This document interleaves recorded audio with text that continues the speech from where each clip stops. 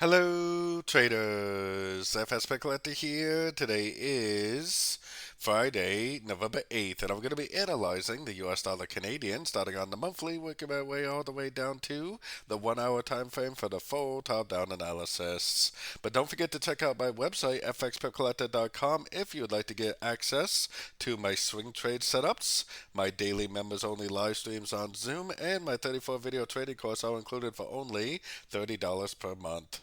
So, anyways, on the monthly dollar CAD, I mean, I'm still looking at this as possibly going down to complete an A, B, C of B. To me, it still makes more sense for this to be an A, for this move down to be a B, and then for to eventually go back up for a C. Now, like I've been saying, the US dollar analysis doesn't really agree with this, so we had to realize that it may possibly just be an accretion to the uptrend, and it may just keep on going up.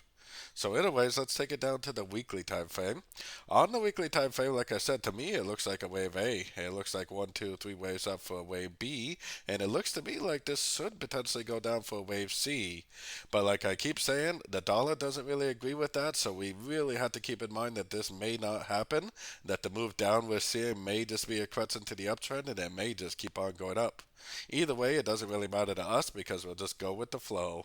Going down to the daily time frame. On the daily time frame, if this really is the end of a wave C of B, then this needs to turn into a downtrend. It doesn't have to obviously go down all at once. This is the daily time frame, so this potentially would take weeks and maybe even a month or two to play out. But if it is the end of a crescent, then it needs to be impulsive. If it's not, and it's actually just a crescent to this last wave up, then we would likely go down to a Fibonacci level like this and then turn back up. Either scenario, I think we should be able to tell the difference between an impulsive down and corrective down. So we'll just go with the flow until proven one way or the other. Going down to the 4 hour time frame, very, very overlapping, very corrective as you can see. I'm still kind of hoping that we've already found a top and that we're either going to go down for an ABC crescent to a Fibonacci level and then turn back up, or we're just going to maintain impulsive movements to the downside, which is going to be great news for us. Going right down to the 1 hour time frame is where I got my Fibonacci retracement on this last move down, which totally looks like 5 waves down. So hopefully this move up is going to be a wave A because it looks like a trend. We're probably going to get a crescent to that trend, wave B, and then probably up again for a C. I'm looking at maybe the 50 or the 61% Fibonacci retracement for a possible reversal to the downside.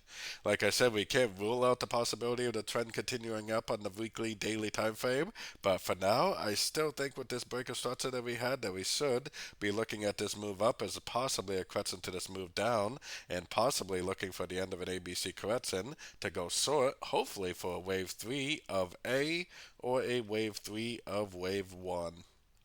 So don't forget to join my free Discord group. It's linked out here in the corner. And as always, thank you and happy trading.